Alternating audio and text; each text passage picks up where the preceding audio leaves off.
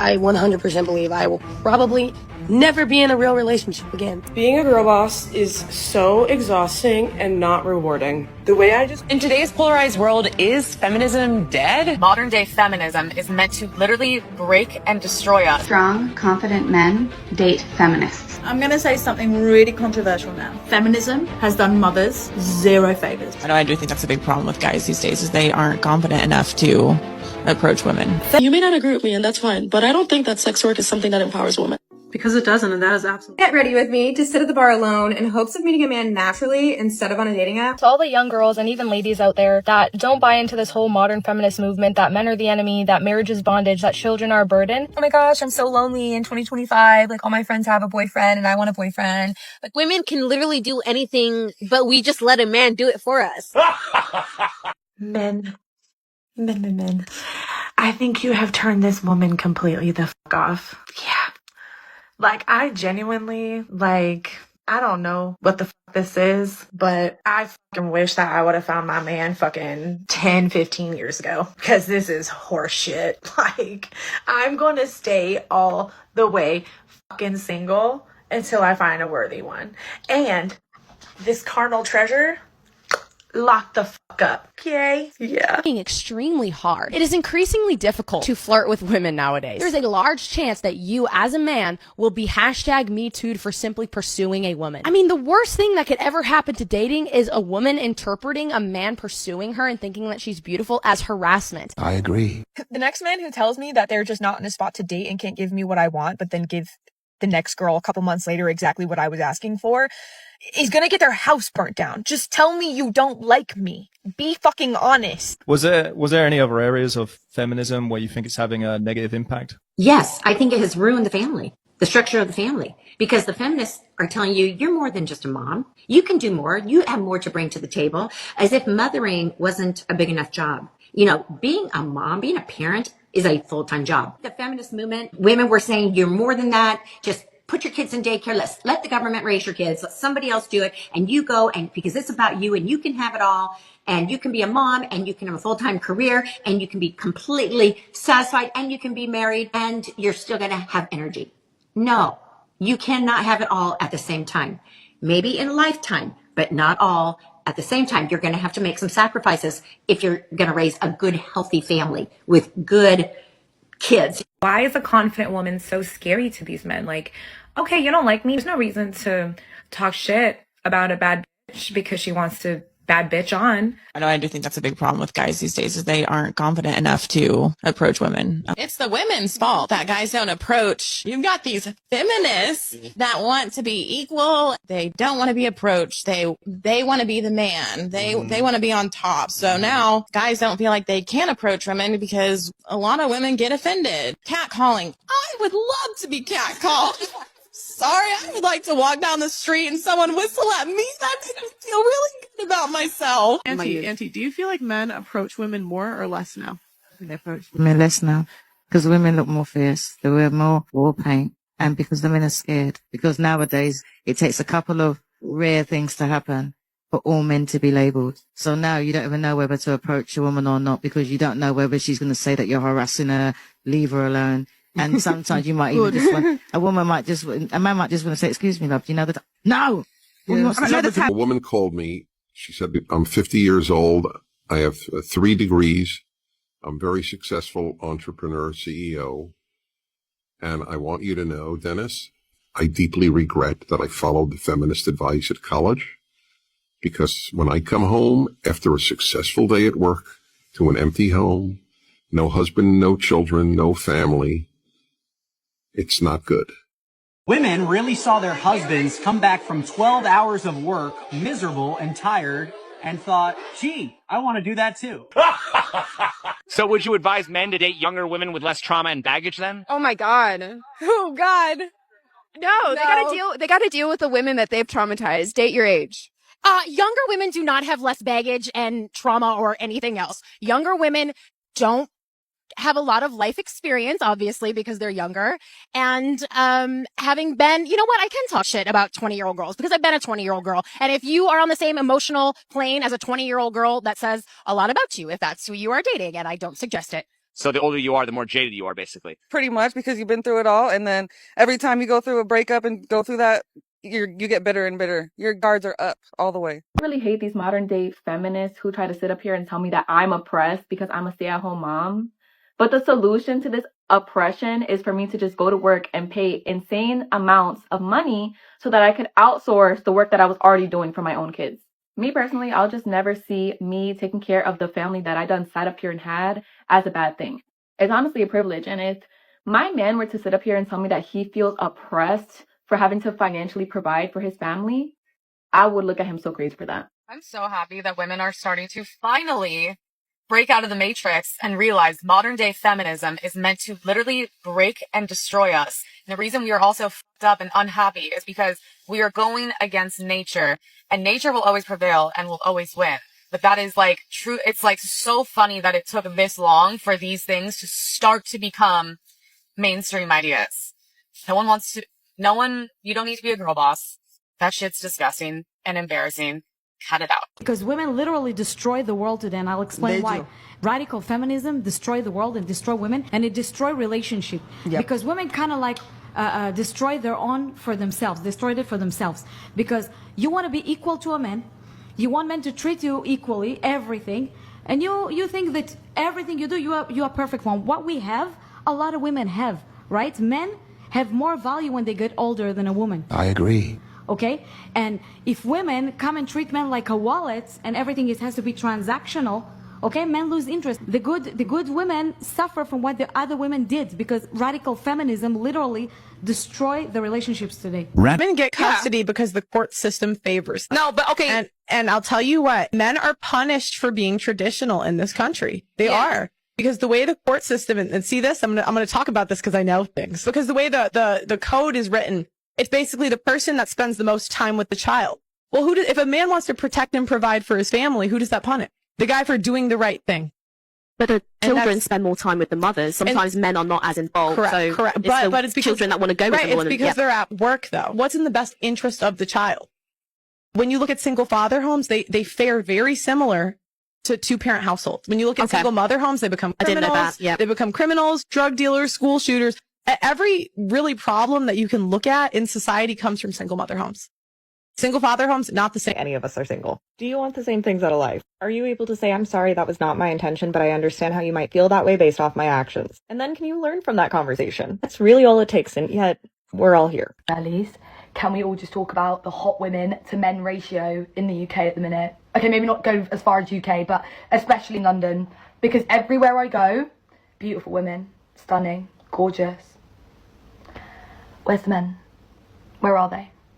I actually think that you'd be lucky if you saw 1 in 100. I used to think to myself, how are these women single? Like, they're beautiful, a lot of them got good jobs, like, they can all fend for themselves, like, they're respectful, like, you know, all the things that you would want, right? And now I realise it's by choice.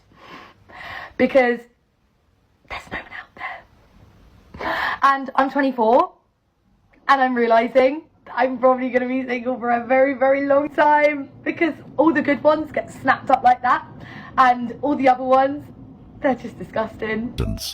Public service announcement, ladies. Remember, if he wanted to, he would. And he will. And guess what? Mine does. Doesn't it make you laugh that it literally triggers feminists when you say, like, I want to make my man a sandwich, or I want to serve him, or I want to be submissive? Why do you get so mad by that? Why does that trigger you? Like, let's just reflect for a second. When you find a good man, you love doing those things for him. I don't know about you, but I love to make my husband food. He wants a sandwich, I will go gladly make him a sandwich. He wants me to pack his lunch. No problem. No problem. That's not an issue for me. Like, why does that get you so mad when you hear other women saying they want to serve their husband or their household? Why do you guys get... Feel left behind. What were some of the things you were told about men while growing up? Don't trust them. Yeah, I agree with that one. What is the most surprising thing you've learned about men from your experiences? You can't trust them. Facts. Do you prefer a man who is a gentleman or a bad boy? Bad boy. Bad boy. Is it fair to say women lust after bad boys that want to settle down with nice guys? Yeah. If you happen to be looking for a quality man, where would you expect to find one? A quality man? Church. Yes, that is. When was the last time you went to church? Okay, guys, here's why feminism really up a romantic relationship. Okay, our physical difference is just one thing. And why does this even matter in a relationship? Here's why. Both men and women have different attributes that make us amazing. All right. Now, while a man is physically stronger, they are there to protect us. All right. Let's be honest. Yes, I've tried to pretend fight with my boyfriend. He's going to kick my ass. Okay. Let's just be clear. My son, he's 10. He's almost ready to kick my ass, and I hardcore work out. So that is something that I'm just going to let them have. Okay. And how it works out in a relationship is, you know what? When that jar is too hard, yes, I'm going to ask him. I could probably do it, but guess what? That's what they're good at, and why don't we let them do that? All right? And when it turns to things that need nurturing, that need intuition, that need care and empathy, hey, here I am. Let me do that, okay? I am the expert at that. This is what comes natural for me, okay? So in relationships, it is very important for us to stay in our lane and do what we are made to do. And that way, we have balance. And the man is the man and the woman is the woman. Okay. Really have a right to be treated respectfully. We are unfortunately running out of time. But Peter, I just want to get one final thought from you. Are there words that are used to describe men that offend you? Not particularly, and if there are some I don't like, I certainly wouldn't want them banned. But it always goes back to that old adage: sticks and stones may break my bones, but there will always be something to offend a feminist. Peter Lloyd. No, that's just obnoxious. Peter Lloyd, you have to give me a chance to respond to that. That is ridiculous. No, hang on, I won't do your show again.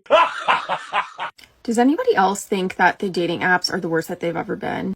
So what I mean by that is, of course, the dating apps have always been very hit or miss, but I feel like the past year or two, or even 3 years, I would say really just kind of after the pandemic, the behavior on the dating apps has just honestly gotten so much worse.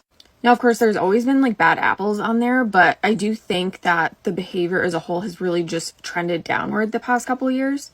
Like with ghosting, with just playing a lot of games. I just feel like I've heard this from so many people, men and women. So if you guys are running into the same thing, let me know. Misandry isn't a thing because misandry rarely, if ever, results in violence towards men. Oh dear. So by this logic, as long as something doesn't cause large amounts of harm on a regular basis, it's not a thing. Right. But it's still okay to vehemently dislike someone based on characteristics that they cannot control. Good to know. Misandry hurts men's feelings. Misogyny ends up with women being unalived by men. I do believe that most rational people do acknowledge and understand that misogyny is wrong. After all, it is a form of bigotry, which, might I add, is misandry. But apparently it's okay to be a bigot as long as it's against men, because it only hurts men's feelings in some individuals' opinions, right?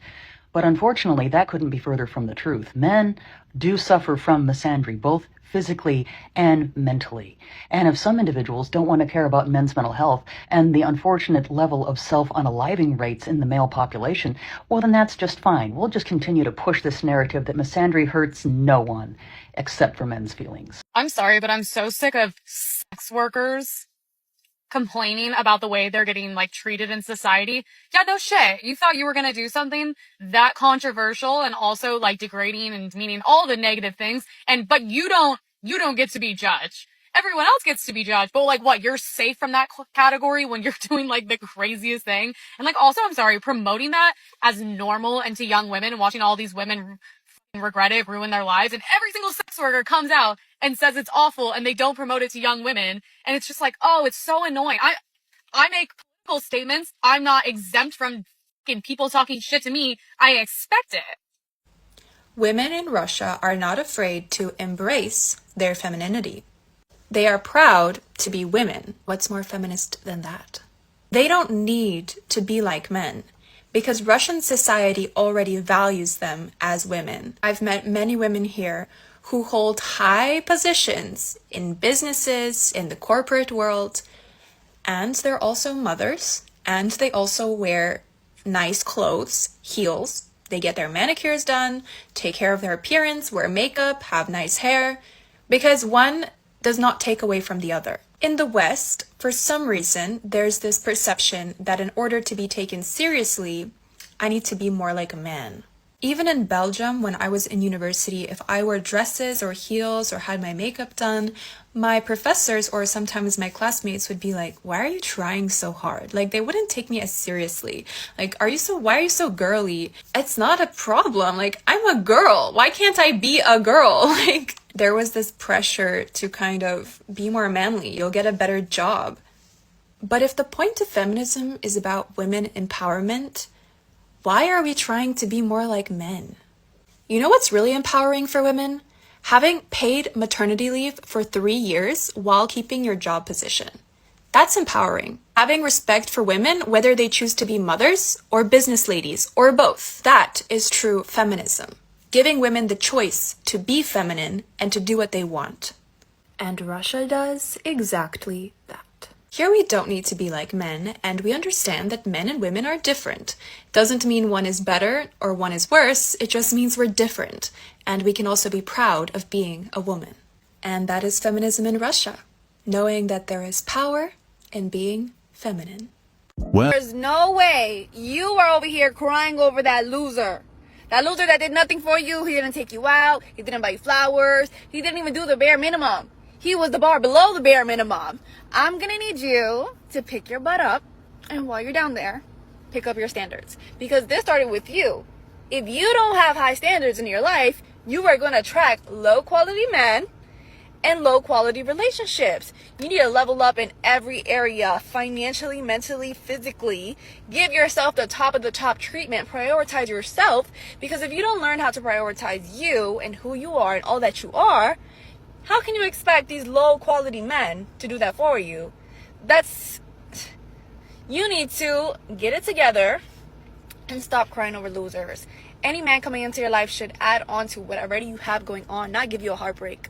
I'm in a weird place right now, and I can't give you the time or the attention that you deserve. You're done. I like you a lot, and you treat me better than anybody else has in my whole life, but I can't commit to you right now. Will you wait for me? You're done. I can't be in a relationship with you right now because I'm still trying to figure out how I ended up with somebody so amazing that treats me so well. Get the fuck out of here. I try not to really focus too much on the fact that, like, I've been single for quite some time and, like, I haven't found my person yet. And I feel like the one thing that I desire the most, I have not obtained it in life yet. And I try not to have that, constantly at the front of my mind. And then sometimes I just have moments and thoughts where I'm just like, damn, this kind of sucks. And like, when is this feeling and when is the season of my singleness going to be over? And the most sucky part about it is that, like, no one has the answers. I don't know. I can't ask anybody else. I literally just have to wait. 真真正正的相过情。我今年36岁，没有结婚。 If you're still watching, comment 1 so I know you're still with me. 因为确实之前没有想。 Guys, I've been in love before, genuinely, truly in love. I'm 36 years old this year. I've never been married. When I was in my early 30s, yeah, I did start to panic a bit. Because honestly, I never thought I'd still be unmarried at 30. Let me tell you, going on blind dates is really something. You don't realize how worthless you are until you start dating. Have I ever met someone great? Of course I have. Everything about him was wonderful. We were a great match. I think he liked me too because we had 3 meals together and even watched a movie. But in the end, the bastard cheated. Ha ha ha ha. Have I met someone who is genuinely looking to get married? Yes, I have someone very sincere. At the beginning, I tried to connect. I asked, hey, what's your favorite song? He only cared about whether I had a Beijing hukou. I asked, what's your favorite city in the world? He only cared about whether I owned property and how much my monthly mortgage payment was. That's the raw, naked truth. What composite compatibility score? What personality, manners, upbringing? None of that matters. All of it only comes into play if you already match up on these material criteria. This value hierarchy, it's not decided by you or me. Of course, I'd love to find someone I can talk to, connect with, and get along with. But the dating market doesn't work like that. So how is this ranking system set? Think back to our parents' generation back when they were dating. What was considered top tier on the marriage market back then? Sales clerks at the state-run supply stores, jobs with iron rice bowls? Then what came next? People whose homes were demolished for redevelopment, who got 10 apartments as compensation. And after that? In the world of blind dating, honestly, I really hate saying this, but today I'm going to say it just once so everyone understands what the wheel of the matchmaking market really looks like. It's disgusting. There's this saying, women are like Christmas trees most beautiful before 25. That's the reality of the dating market. To my female friends, especially the girls in their 20s, you might not fully grasp how cruel that line is just yet. But when you get to my age, you'll understand it's pure humiliation. Is there such a thing as high-end matchmaking? Sure. But it's just more subtle. They won't directly ask how much money you have. Instead, they'll look at the brand of your watch, the logo on your car key. Is it BBA, Benz, BMW, Audi? Is that bag you're carrying a limited edition or just the regular version? They'll look at things like that. And at the core, it's all the same. What that really means is you've handed over your value card to someone else. It's not in your own hands anymore. To be honest, today, my way of speaking is pretty rough. But I stand by this. I'm a love warrior. When it comes to love, I go all in. If I happen to choose the wrong person because I was blind, I'll own it. But at least it was my choice. I don't want to hand over that choice to fate. I've already lowered my head enough to survive life. I work hard and make money just so that when it comes to this one thing, I have the full right to choose and the confidence to back it up. No matter how old I am, I will only say yes to the people I want to say yes to, and I'll dare to say no to anyone who wants to say no to me. I've compromised so much for the sake of life just so I won't have to compromise on this. I've made so many concessions in life just so I can't make one more here. Because my parents, our ancestors, they worked hard for so many years, so that today I could finally say to myself, I choose to get married or I choose not to get married. But whatever I choose, it must be my choice. By the way, can I ask something? What if we're counting on feelings that grow over time but they never grow? Then what? Not enough time after 1 year? Then let's try another year. Still not enough. Then 2 to the power of 3 4, whatever, keep going. And if you spend your whole life like that and still never grow those feelings, then what the hell do you do with your whole life? What is marriage? What is a happy marriage? What is happiness? Everyone has a different answer. These people have been married for over 10 years. I haven't even gotten married yet. How could our definitions of happiness possibly be the same? But no matter how different the paths are, they lead to the same truth. We can all have different interpretations of what a happy marriage is, but that interpretation must come from me.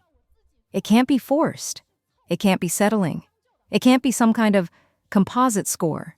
It has to be a feeling that truly comes from within. That's why we insist on choosing the one we love. Love at first sight. 极端女权是会导致亡国灭种的。现在极端女权、田园女权们就是要把男 Right now, these radical feminists, these so-called pastoral feminists, are trying to strip men of all their masculinity.